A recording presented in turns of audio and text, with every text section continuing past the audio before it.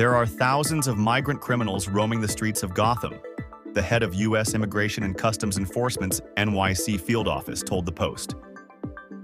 In New York City, it would take a lifetime to clear the city of the criminals that we have, if the status quo remains the same, Kenneth Genalo said Friday in his first interview since Donald Trump was elected president. We need additional resources, insisted the 33-year ICE veteran who oversees nearly 400 staffers as regional director of the NYC-area office. The fact is that I have to focus all of my resources on the worst of the worst, the most egregious violators. All I can tell you is we have leads that we work every day, and it's not in the hundreds, added Genalo, all but admitting for the first time that the number is in the thousands. Of the nearly 7.8 million illegal immigrants in the United States, 662,586 are convicted felons or have criminal charges pending, the agency said of data through July 21st.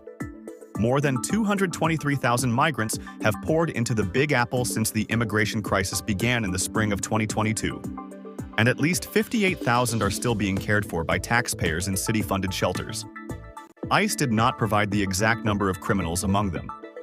Genalo wouldn't say how the agency will transform under Trump, who plans to launch a mass deportation of illegal criminal migrants after being sworn in as president in January.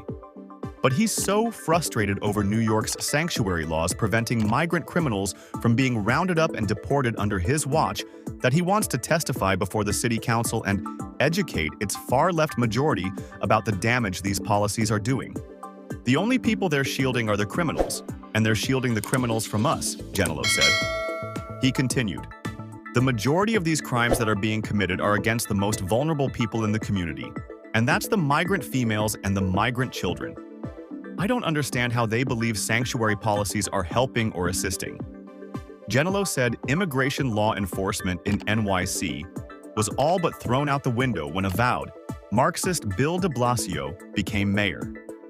In 2014, de Blasio teamed up with the council and signed a bill into law, barring the NYPD from working with federal immigration officials when they're seeking to boot dangerous migrants from the U.S. Then, in 2018, he took it a step further by issuing citywide guidance and new NYPD protocols to codify the Big Apple's policy of not cooperating with the feds. The revisions have had serious consequences.